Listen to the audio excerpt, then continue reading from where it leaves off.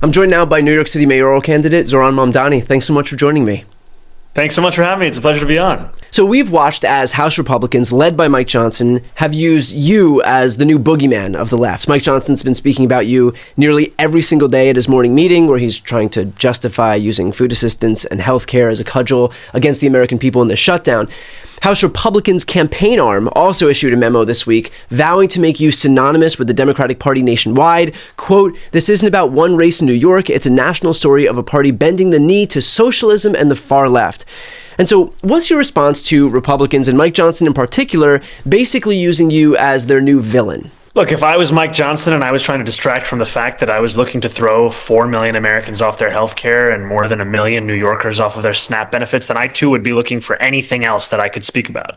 And what we have shown in this city is, unlike Donald Trump and the Republican Party, we don't just speak about the affordability crisis. We're actually going to deliver a lower cost of living for New Yorkers. And I'm excited for the Republican Party to use the examples that we will bring in governing this city as an example of what the Democratic Party can do, because what those examples will show is that we can take the most expensive city in the United States of America and make it affordable. You know, you have been relentlessly focused on affordability. And so the irony of that is that Republicans ran a largely successful campaign in 2024 predicated on that exact issue. And so what does it say that they're attacking you for your campaign where you focus on affordability, and it's them who are doing identity politics now, which of course the polling and the early vote suggests have been largely a failing strategy? Well, I think it shows that they're terrified of the prospect of us actually delivering on the same message that they ran on, because it would show in such stark contrast what they do with power and what we do with power, right? This is a president who ran on cheaper groceries, who's now spending $300 million to remodel a White House ballroom, the same amount of money that could give SNAP benefits to 100,000 New Yorkers. So the contrast is one that would be too great for them to bear. And that's what we have the opportunity to show, is that we don't just diagnose the affordability crisis in the lives of working class New Yorkers, we also deliver on that same crisis. You know, you have brought young people in as the result of that exact issue at a time when the Democratic Party was basically purging young voters and Republicans were making historic inroads on those voters. And so what's the best piece of advice for the rest of the party looking to make those same inroads with a cohort of voters that they've been largely unsuccessful with? I think we have to leave the days of speaking with condescension to young people behind. We have to treat young people as we would any other participant in our democracy, treat their struggles as legitimate. And what I've found time and time again is that this affordability crisis, it is pushing young people out of this city or making them feel the only way that they could stay is if they live in their parents' apartment. And that's not a tenable situation for a city that's looking to give rise to the dreams of so many across the 5 boroughs. It's young people who have been canvassing, young people who've been phone banking, young people who've convinced their parents, their aunties, their uncles, their grandparents to come out and vote. I had a grandmother come up to me not too long ago who said, "My granddaughter told me that I couldn't come home if I didn't vote for you." This is an example of what's built this campaign. How do you think about the issue of affordability in the broader context of other issues, specifically threats against democracy? And so a lot of Democrats were focused on threats against democracy, especially at the hands of this of what would ultimately become the Trump administration, and rightfully so. We're seeing a lot of those threats that we were worried about play themselves out, either as bad or worse than we had anticipated. But you know, the Democrats relied on a threats to democracy message in 2024, and we saw the extent to which the economy and affordability were actually more important.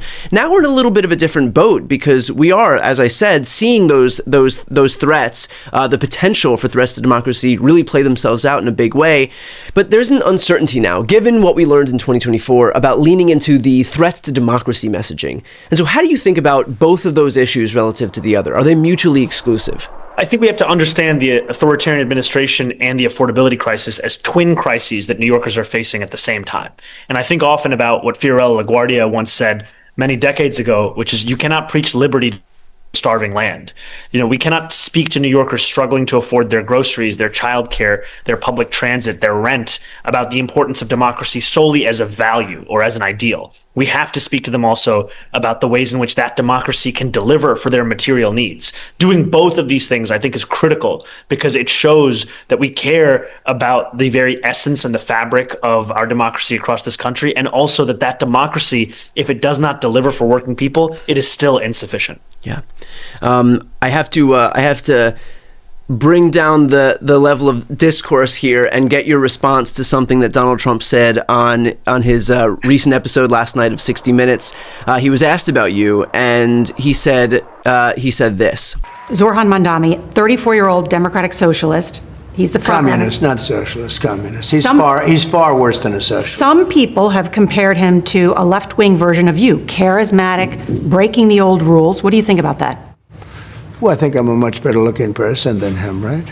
So that was Trump saying, quote, "I think I'm a much better looking person than him." Again, I apologize for degrading the level of discourse here, but your response to Trump proclaiming that he is a better looking guy than you. You know, I was asked about this morning at our Sunrise press conference, and I said then what I'll tell you now, which is that my focus is on the affordability crisis. And if the president wants to speak about grocery prices or lowering the cost of living, I'm absolutely ready to do so.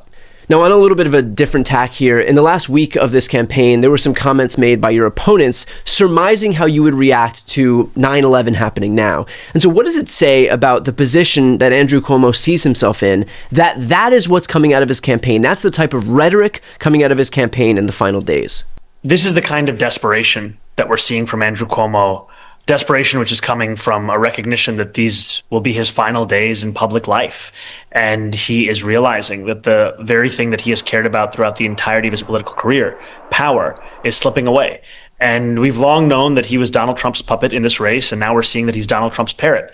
He's describing diversity as a weakness. He's doing so while confusing which black host on MSNBC he's speaking to. He's said that I don't understand New York City values or New York City culture. I don't understand 9/11. He's laughed and agreed with a radio show host who said that I would cheer another 9/11. And all of this while trying to lead New York City, a city which is a celebration of people from across the world of all faiths and backgrounds. And it shows us that so much of the bigotry and the division and the racism that we've been fighting and facing is not simply within the Trump administration. It is also something that has seeped into our party as well, because the person that I'm describing was at one point thought of as a leader of this party.